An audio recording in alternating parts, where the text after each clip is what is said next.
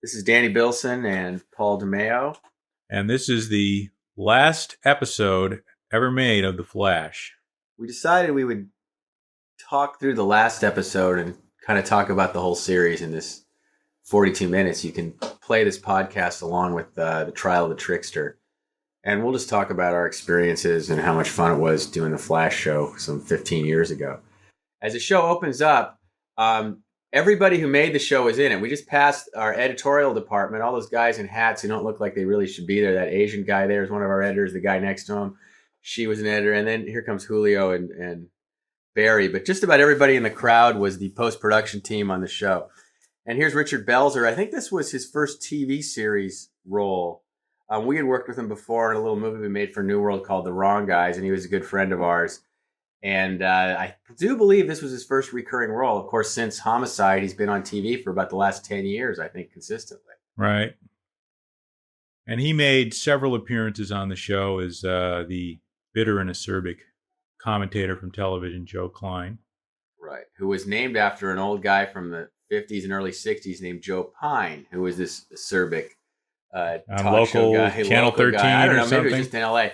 Here's Mark Hamill as the Trickster. The whole story of Mark as the Trickster was an interesting one. It was very strange. Our casting director said to us one day, Mark Hamill's agent just called, and if you're ever doing the Trickster, he wants to play it. And what was funny is we were just finishing the Trickster script and about to cast it. So Mark is a huge, huge comic book fan, a collector and fan. Fan of the Flash, fan of this character. So what we're seeing here in the trial of the Trickster is the sequel, because we had so much fun doing the first Trickster with him. And I've read on some of the blogs where people thought he was overacting or too much for the character for their taste. Well, that was all very deliberate. I directed both of these myself, and if anything, it certainly was my taste, Paul's taste, and Mark's taste of what we thought would be a fun Trickster for TV, which of course was a psychopath, which excuses why he's behaving that way. I mean, the title sequence is running right now, and we'll just talk through it. And it reminds me that sort of our key value in making the show was that we wanted the show to play with the same reality and believability that we read comics when we were 10 years old. So I think in this time we were in our early 30s, when we were making this, we wanted to believe it the same way we believed comics. And I think that's the way we always approach our comic book material, as believably as we can. So we were just watching the title sequence. So here we are, back at the trial of the Trickster. I believe, if I remember the story right, this is the first trial of the Trickster. But going way back to how Paul and I came to the Flash and doing this show, it was an interesting story. We actually wrote a pilot the year before for CBS called Unlimited Powers that was very Watchmen-esque. It was about the Flash and some other characters in a world where superheroes were outlawed. I think, calling it way ahead of its time was an understatement. I think it was... They didn't know what to make of it. It would have been great, and some of the younger people at CBS wanted to do it, but it was a little fresh. I mean, I don't think we haven't even seen it in the movies quite yet like that. So here we have, of course, Barry Allen and Julio and Joe Klein at the trial. But it reminds me of back to how we started this show. And we were doing this other show at the Flash that they didn't make. And sort of out of that, a new guy took over the network at CBS. And he said, what if we just do the Flash? And we said, okay. And we got a 2-hour pilot and we went from there. Now, in this, being that this was the last episode, the trial of the Trickster, we brought a lot of characters that we thought worked back. And one of them was this detective created by Howard Chaykin and John Francis Moore called Megan Lockhart. I think this was her third episode. Third one. So she was sort of based on very loosely on some comic book detective ladies of the period. But of course, she's her own thing. But we were also, I think, trying to do a kind of tough talking, almost 1940s-esque detective dame that the character worked really well. And she had great chemistry with John. And we had some nice scenes between the two of them throughout the 3 episodes. And the Trickster's costume, we should also comment on, that you saw at the very beginning. The Trickster was the only Flash Rogues villain that we kept the original costume to, or a variation of, and we did that very deliberately because the concept with the Trickster was he was completely insane, so he'd have a costume like that. The other characters that we did from the Rogues Gallery in previous episodes, like Mirror Master and Captain Cold, we did a much more subdued costume on the two of them.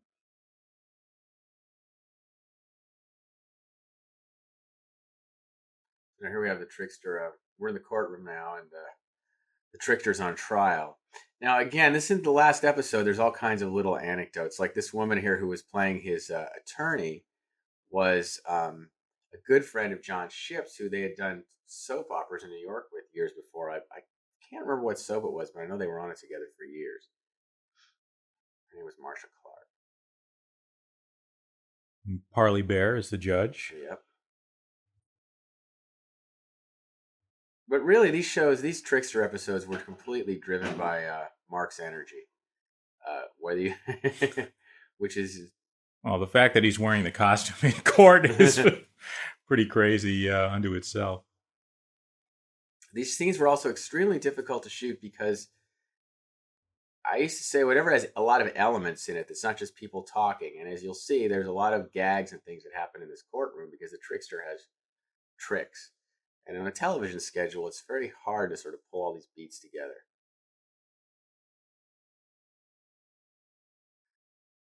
Now, when we started the show, it would have been impossible for us to do a villain like this from the comics because the network wouldn't allow a costume villain. As a matter of fact, when we started the show, they didn't want a costume hero either.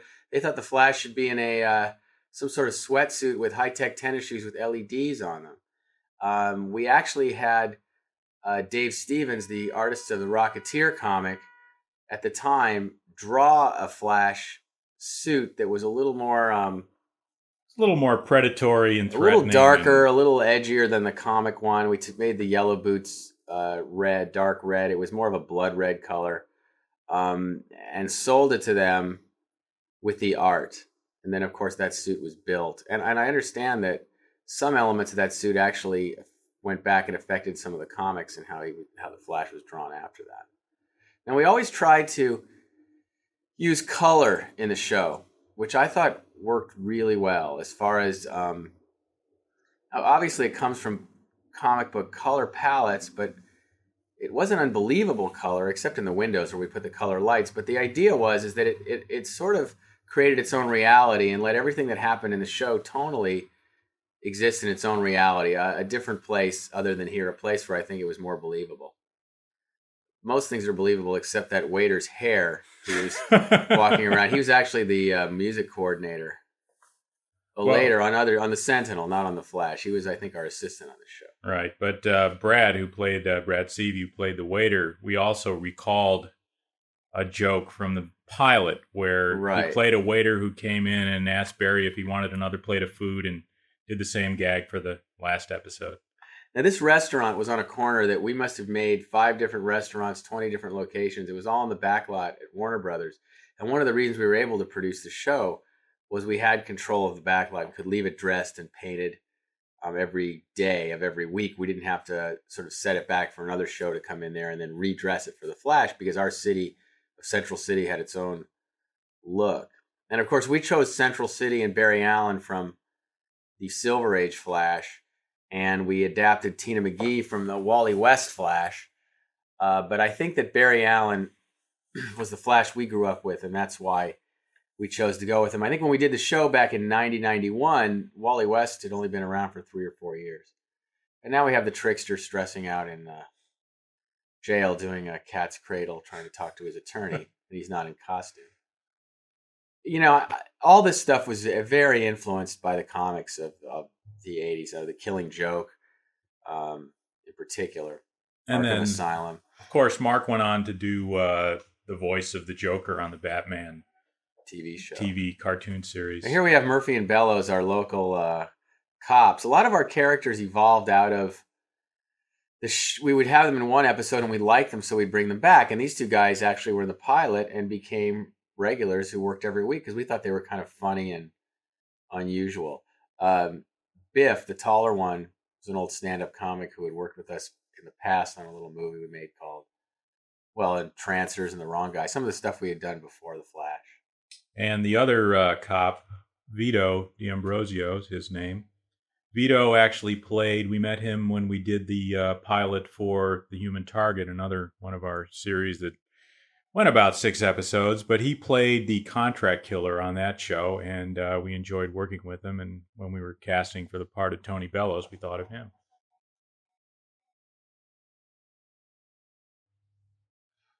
This is pretty cool.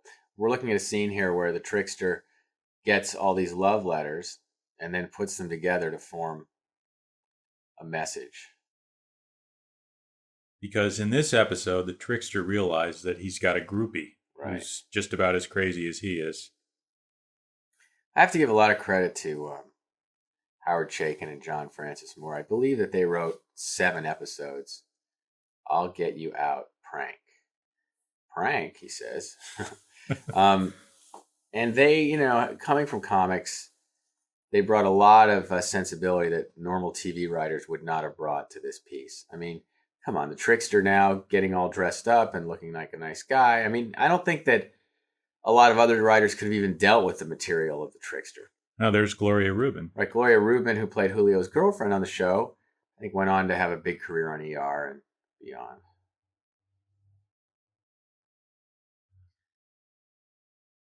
And of course, the great thing about Mark is he really does like to play a lot of characters and different attitudes. He is very theatrical, and I think that it's just awesome for the Trickster. Again, we did the other rogue villains were also a lot of fun. We had David Cassidy as the Mirror Master, and a guy named Michael Champion as Captain Cold. Those guys in particular, we had planned on season 2, if we'd gotten picked up, we were going to have the Trickster, Captain Cold, and the Mirror Master team up in a 2-hour episode where the Rogues Gallery really would have existed and worked together. Yeah, great missed opportunity. It wasn't to be. So instead, 15 years later, we're talking to this iPod or your iPod. One thing that was fun about this last episode is we were pretty sure it was going to be the last one. I forgot about this gag with the This is what I was talking about, teddy elements bear. and gags and stuff that just makes these scenes take a really long time to shoot. Yes, the Trickster's teddy bear appears.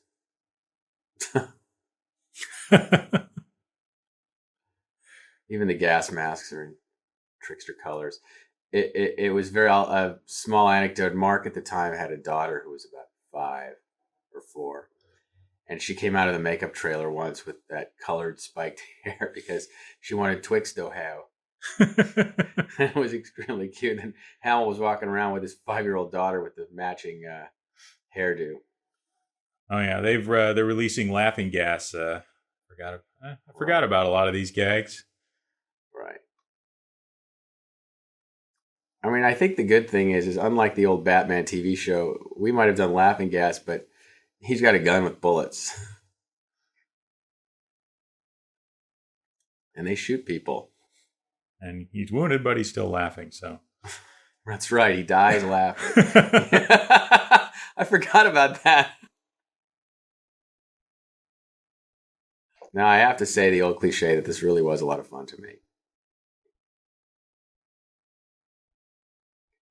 Well, one of the things that was particularly fun about this last episode is we were pretty sure it was going to be the last one, so we didn't take any notes.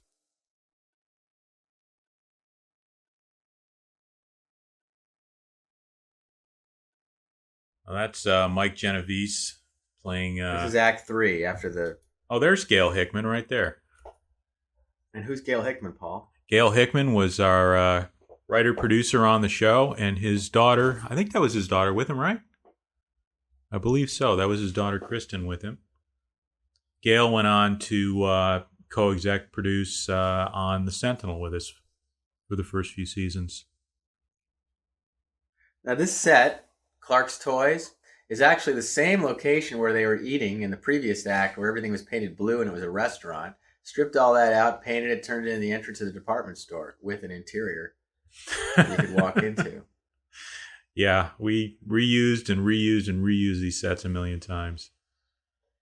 So I thought it was kind of cool that the Trickster would fall in love with a a woman who inherits a toy company. I'm not taking credit for these ideas. They really were all Chaykin and Moore writing this stuff. Of course, we wrote the pilot and a few other episodes, but the Trickster stuff was Howard and John. And the Trickster's love story here. So, Paul, you were going to talk about the music when we came back. Right, I was going to talk about the music. We had a wonderful score every week that was composed and conducted by Shirley Walker. And Danny Elfman, of course, wrote the original theme for the show. So we had a great theme, and I think that was maybe the last theme that Danny wrote for a television series. And Shirley was great because she had a different musical idiom for every episode that matched kind of the theme and tone of each episode. And sometimes it was a jazz score, sometimes it was more movie classical, and sometimes like this one, certain cues almost sounded like Warner Brothers cartoon music, like Carl Stallings compositions for the cartoons that Warner's used to put out. And we had a 35-piece orchestra for every episode. I remember we had 60 pieces on the pilot. That kind of stuff isn't done anymore at all. Yeah, it was kind of the end of the end of that era to have a real live orchestra like that for each episode. So we were lucky in that regard, and it also added immeasurably to the tone of each episode. And we were, I think, fortunate to find Corinne Bear to play Prank, because she matched Mark's energy and nuttiness quite well, I thought. Corinne Borer. I was close.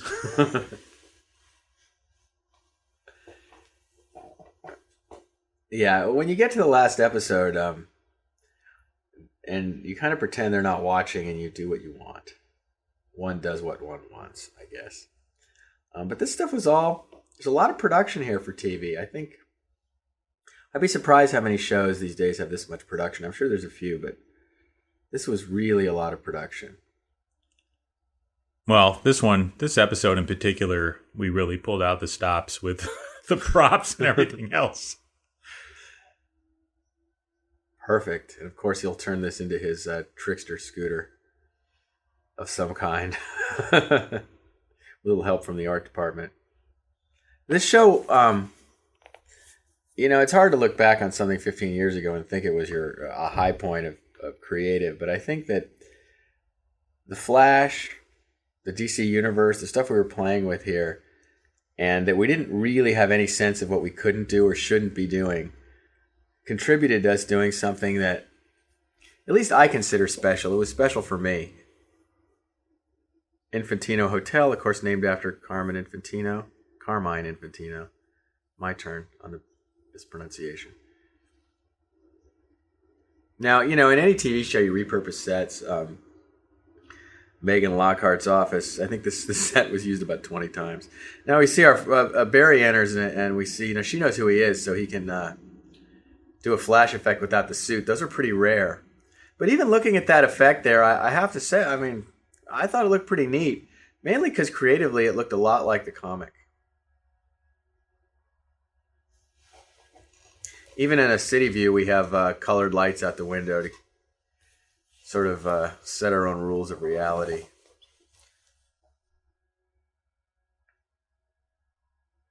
And of course, it was nothing like the Batman TV show or Greatest American Hero or some of those other shows before it. I think it was just more grounded in the world of DC Comics. Well, it wasn't only that. I think that, as Danny mentioned before, it was our approach to the material, which was not looking down condescendingly to comic books as a sort of sub-literature, but as a world unto its own, with all its own rules, and trying to play it straight, really. There was always humor in the show, but there was never camp, because neither of us is a fan of camp. And to play the danger at times, and to play the problems that the Flash encountered, both as a superhero and trying to protect his identity, that was all played very straight and very melodramatic, I think, too.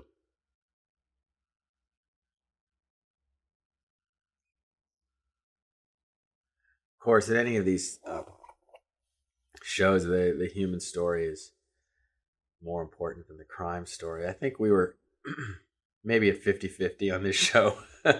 Maybe a lot of shows are 20% crime story and 80% the human story. I think that we spent a lot of time trying to have interesting criminal activities and plot turns. Well, this was also this episode also included this relationship with the Megan Lockhart character, which had stretched over into this third episode. Kind of Barry carrying a torch for Megan, who seemed to leave town at the end of every episode, and the fact that she was one of the few people, if not the only person aside from Tina McGee, who knew his secret identity, was a certain amount of trust that he had to put in her. Another one of our crazy vehicles there outside one of the Warner sound stages. Oh, right. This is where the trickster is. He is impersonating Joe Klein with prosthetics. He's doing an impersonation of Belzer. He's, of course, holding them all hostage. And that's Don Kurt, ladies and gentlemen. He was the producer of the show, one of the producers, playing the dead ventriloquist.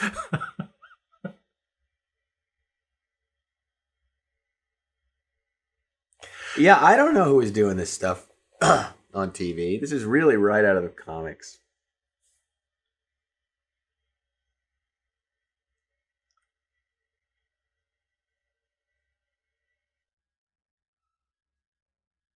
Well, again, we're back. We're still in the third act, and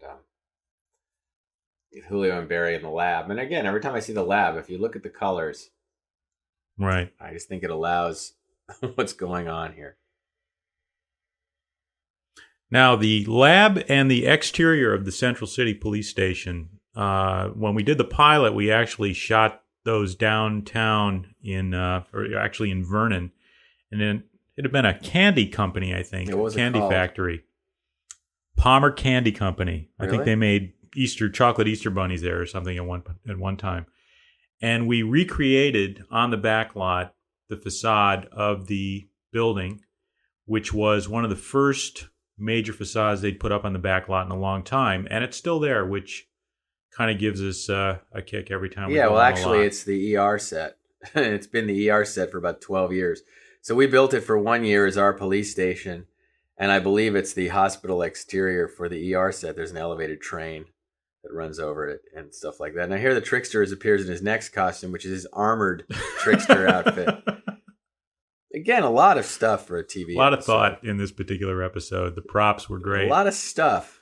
Yeah, a lot of stuff. Oh, here comes the Flash. This is It's the first time we've seen the Flash in this episode, I think. Yeah, you're right. Very dense episode. He has sneezing powder, of course. The Trickster is... You know, we spent a lot of time doing non-superhero Flash gags. We thought the audience enjoyed them more, or as much. Oh, and at the attack of the chattering teeth.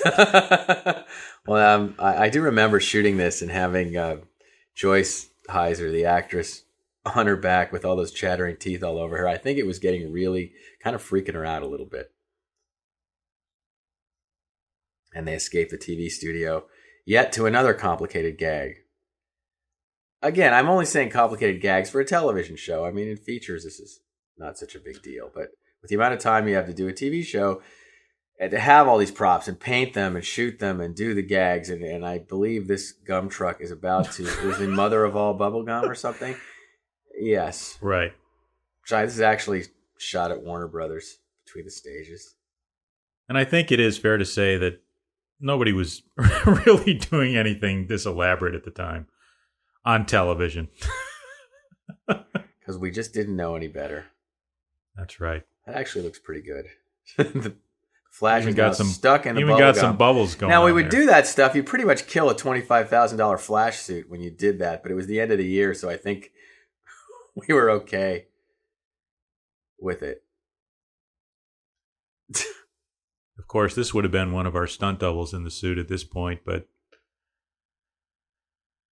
we had John in that suit an awful lot. Right, and the suit was made out of foam, and he also used to wear what stock car drivers wear underneath, which is a cool suit, which is a vest that water is pumped through to keep him cool because it was just so hot inside of that foam.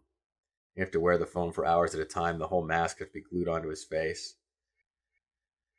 It was built by Bob Short, who built the Batman suit for the first Batman movie. And that's the end of the third act. We were talking about the things that John had to endure in the Flash suit. So we're back, and here we are at the beginning of, I believe it's the fourth act, where the Flash is chained up a prisoner of the Trickster. Right. And that suit, John had to endure a lot with that suit. It was made out of latex, and it was very hot. Danny mentioned he had to wear the cool suit underneath it. And I remember on the very last episode, the last shot where John had to wear the suit, he was so relieved to get out of it that he literally tore half of it off.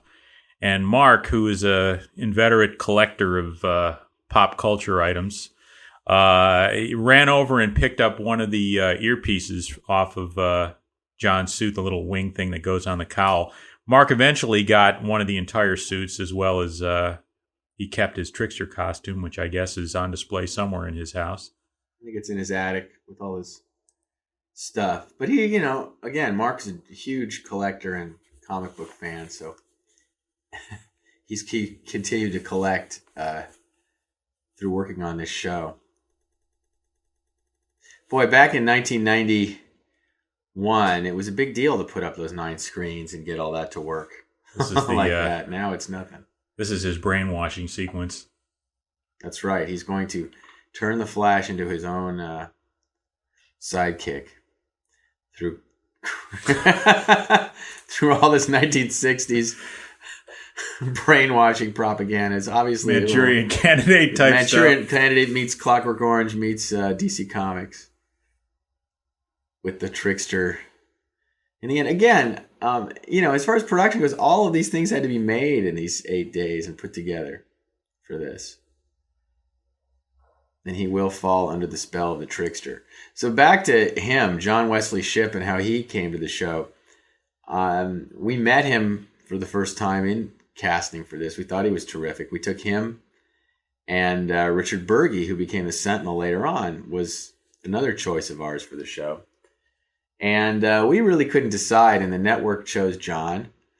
And then we brought Richard back in an episode. He played the Deadly Nightshade in that episode. And then we went on to do, 65 Hours the Sentinel with Richard later on. But the funny story about the Sentinels, when we tried to do the Sentinel, we had cast John Wesley Shipp as the Sentinel. And up until the last minute when the head of the network changed her mind, John was going to be the Sentinel. We would have done another series with him. But then Richard came in, and Richard became the Sentinel. It's always, these two actors seem to be like the only guys we could find in town in our career. They're both terrific. And John was really, really a good sport. We talked about the suit a lot. That was a lot of work. The other thing about our show that was really, really tough, and Amanda would attest to this, is she had a little boy at the time, and she was trying to have another with her husband, Corbin Burnson, was that we would only work at night because we wanted the suit. We thought the suit looked bad in the daytime, and that the tone of the show really called for the environment of the night. So that meant we had to shoot at night. And in television production, if you shoot at night on a Wednesday night, no matter what time you finish, the actors get 12 hours off and you come back. So these scenes in Star Labs, we would usually wind up shooting Friday night at about 4 a.m. We'd be inside because we had to do some night exterior earlier. And if you look closely, you can see that the women are really tired. I mean, Joyce has got bags under her eyes. Amanda's always got bags under her eyes. We would wind up in Star Labs on Friday nights at 5 a.m. And it was really, really, really uncomfortable. It's much easier to work outside at night. It's very sleepy when you get indoors in these scenes. Recently, I ran into Corbin Burnson, and he was still complaining about working Amanda so late on those Friday nights. And here we have the Trickster is appearing in his Trickster rocket sled, which was a heck of a lot of fun. Nice little tour of the Warner's back lot. Right, back we only there. had the same 2 streets for the whole show. We just kept repainting them. Central City Theater, I know it was used in many episodes. Well, even a sequence like this, shooting up the theater, very elaborate, time-consuming, setting the squibs, very difficult. And all these things in one episode is what was kind of wild. But yeah, people are running around, and the people would have... One of the gags we did was the people would on the street would have to walk really slow to compensate for the Flash, who was getting sped up. So all the extras would be walking around in slow motion. But now this is the bad Flash. This is the bad Flash tearing up the town with the Trickster as his buddy. Brainwashed.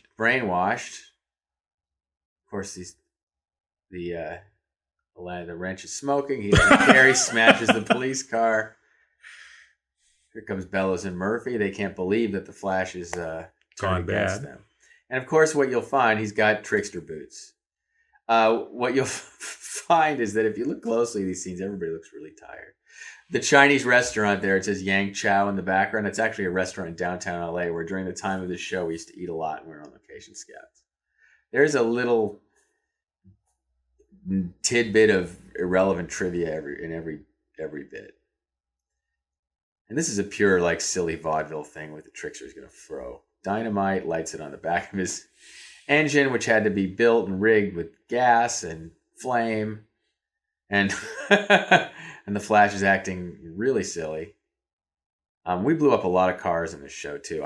I'm not sure. It was either this episode or the other Trickster where there was a radio contest from KLOS and local in Los Angeles who blew up Mark. That's it. That's it. The one with the flames. So that car right there with the flames was Mark and Brian's car from KLOS, which is they're pretty famous DJs in LA. And it was a gag for their radio show to blow up their car.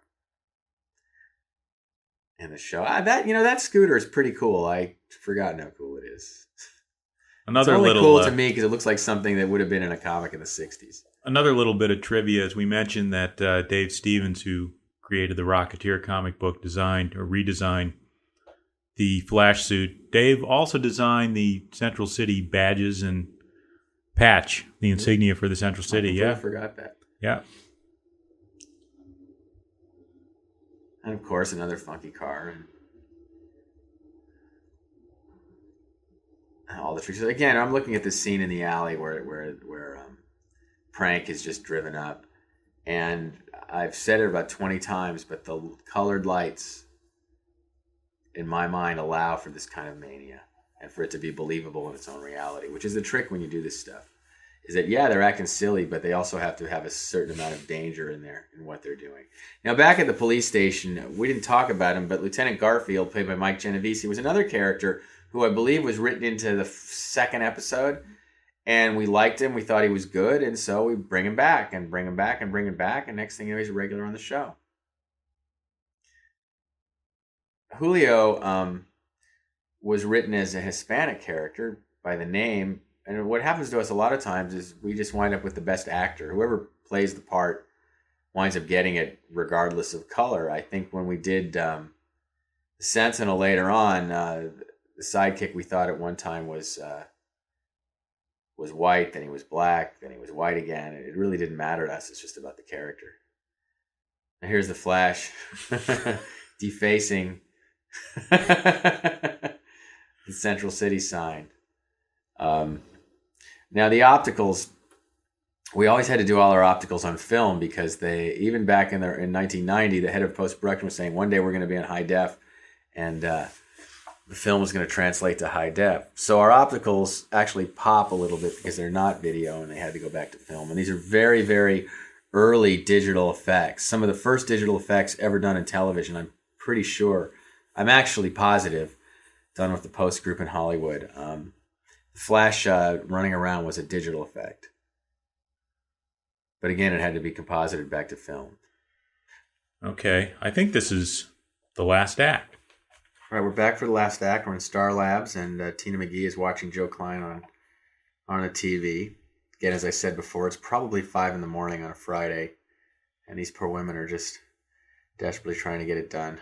And we should talk a little bit about Amanda at this point.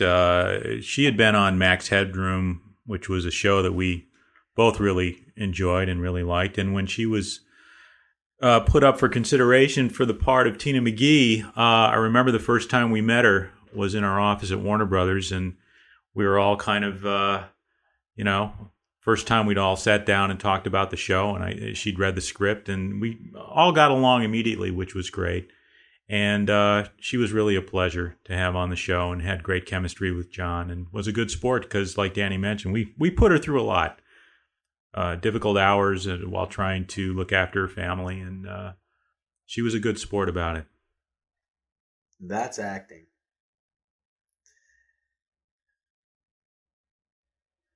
And we also tried to make sure that Tina had things to do on the show other than just sit around Star Labs. We tried to get her involved in the action, and there were more than one episode that we did that centered around her character as the situation that she was in as the sort of crime of the week. Of course, the Trickster is tied up prank. He's tired of her by now because he's insane. He put the cartoon bubble, nag, nag, nag. I see these gags, and they're very, very comic book in the best sense. And again, I just have to keep crediting Howard and John. This is really their stuff. And I directed it, but it was their ideas, putting a thought balloon or the dialogue balloon outside off her mouth and stuff. But the prank character was also a very kind of almost a 1930s character. She was a screwball comedy character, the crazy heiress with nothing to do but run around with a criminal all day. Right. And I think the energy and the humor that Corinne brought to the part was really great with Mark. And we have no idea where all these women are now. Of course, the Trickster is here comes the judge as the with the Trickster wig.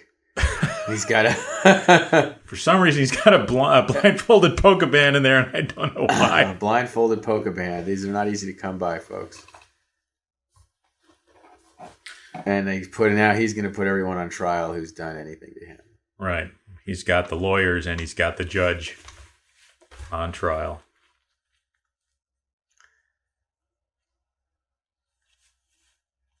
I think we spent, 3 or 4 days in this courtroom. Now, this courtroom was somebody else's set, wasn't it? Yeah, but I don't remember whose. I don't remember it was a movie or something, but I don't remember what movie it was. I don't remember. It's been a while. Oh, we should remark while we're in this set with the incredible murals that we had every week. And these were done by Ernie and Gil, who had come out of the New York graffiti art scene, actually, and were found and brought to us by Don Kurt. Right, these guys were producer. Graffiti artists. They did all this stuff with spray cans, all of it. And they were brought out here and got them in the union, the scene design union. And they just, every day, they painted murals that we filled the sets of the show up with. And the murals were all based on pictures from books, famous art. Very rarely did they create something from scratch. They were always kind of mocking up famous murals, advertising art. They did billboards, they did posters, but in particular, the kind of 1930s, 1940s WPA deco things that they did for the interiors of the Central City public buildings were just wonderful and added so much to the atmosphere of the show. And these guys were so fast, it was ridiculous. Yeah. Very talented. We also talked over one of my favorite gags that we did on this episode, which was the Flash serving as all 12 members of the jury. Oh, yeah. Running around. Well, now the Trickster's going to be a hanging judge. Yeah, except I think the brainwashing is wearing off here, and but he's got a backup.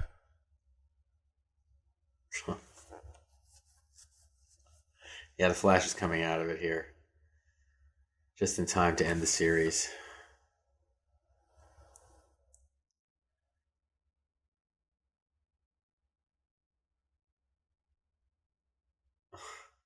Well, it's a standoff, and I think we're headed towards the the car carrier sequence, which was another incredibly elaborate sequence to stuff into this little 8-day schedule. And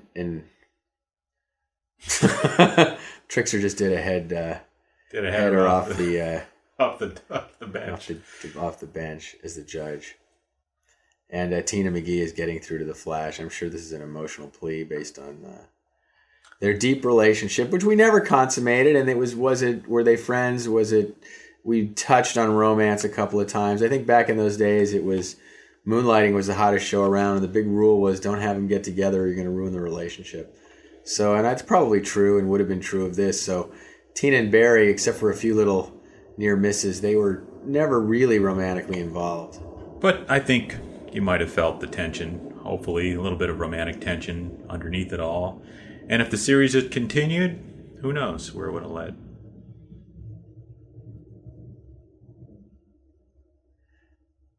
Yeah. And What's there in the goes bowling bag? Do we remember? No. Probably a bowling ball. We'll find out in a second. Oh, no, I know what it is. You'll see. I just remembered. He gets on a scooter. This show has one of my favorite lines in it of the whole series, which is, how can I miss you if you won't go away? I think that's coming up soon. So here comes the car carrier for the finale.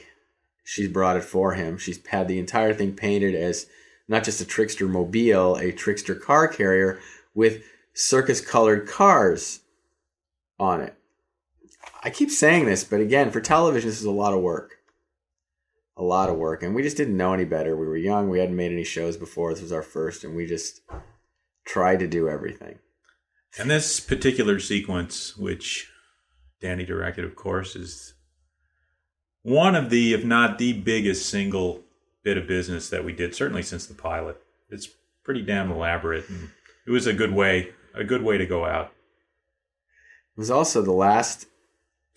There, that's how can I miss you if you won't go away. He throws her out of the car, leaves her on the street, and keeps driving.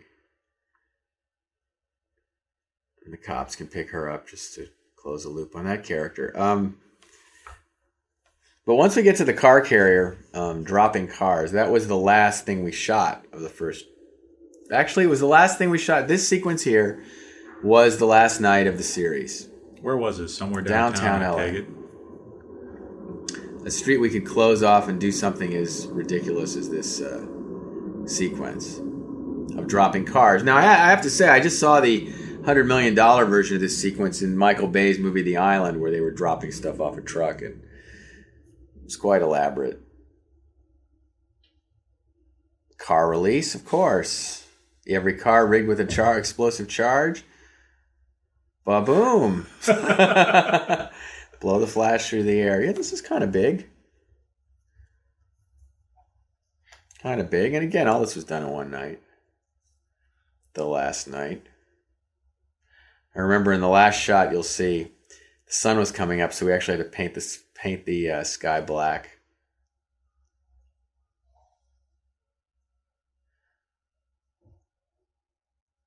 Pull for emergency. So yeah, you have to get one of these trucks. You have to buy it. Now, this is a total Bugs Bunny gag here. Right. Yes, with the fuse that won't go away. Now, and then we blow these things up for real. This is pre-CG. Now, you can see it was daylight. Now, here we painted the sky black. It's a little funky. In this shot, it was daylight. Right. We just ran out of time. So by the time we blew it, it was 6 a.m. But those cars are going for real. Those cars are going for real. That's right. That is a real burning, toxic smoke producing gag. And here we ended the show, or ended the Tricksters part of the show. I really liked this. I felt this was very this was from a good comic book. Well, it's Arkham Asylum. Yeah. For the DC Universe fans. This is where we left the Trickster, thinking we'd bring him out the following year, yet it didn't happen. His Polyfoam Fortress. I think Mark wrote that line. Mark actually wrote a bunch of this, wrote a lot of this speech himself, as I recall. And he smashes his face against no one tricks. What is it? Nobody tricks the Trickster. Tricks the Trickster. No one. Nobody. And there's the building we were talking about that was the candy company downtown that we built on the back lot that's now ER. And I think we ended the series here, didn't we? Yeah, I think so. Looks like it. She's got her hair nicely done. And they both look very relieved. And the whole cast is coming in. And if they line up and take a bow, that would be it.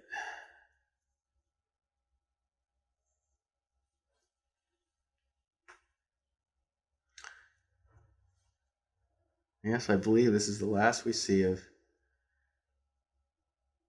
these characters, I think. Yeah, ever. I forget where we left this relationship. I don't remember. We left it right here, Paul, in the last episode of this show because we didn't get. No, I don't remember if it. And I guess the last anecdote I'll tell is this show was actually getting good ratings, and in those days we were something like a 16 share, and we were traded for a show they thought we'd get a 17 share, and they lost their young demographics because it was the only CBS show that was getting anybody under 80 to watch it. I think. back in 1990, 91. Yeah, different world then. So, needless to say, it was very disappointing to us that we only did 1 year of The Flash. We had a lot of ideas to go. So now, 15 years later, we may get another chance in comics.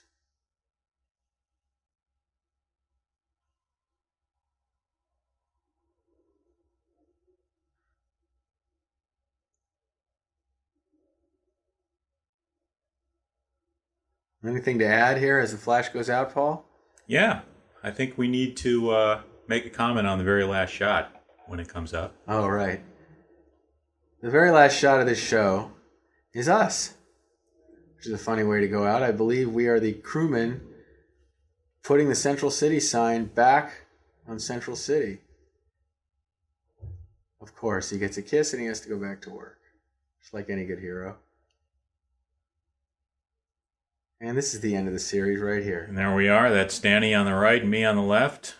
Yeah, the mullet is you. The mullet is me. And there goes the Flash. And we and that's us. What the hell was that? When we were young, and that's the end of the show.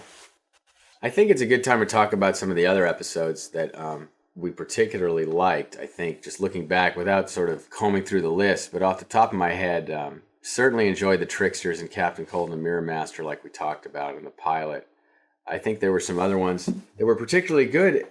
I think the Ghost and the Machine were the best original villains that were created for the show. One was the Video Ghost and the Nightshade, who was a hero from the 50s, a black superhero who wore a mask to conceal his identity, more because he was African American than because he was a superhero.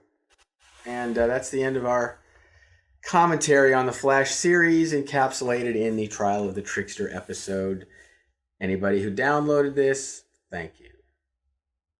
Goodbye.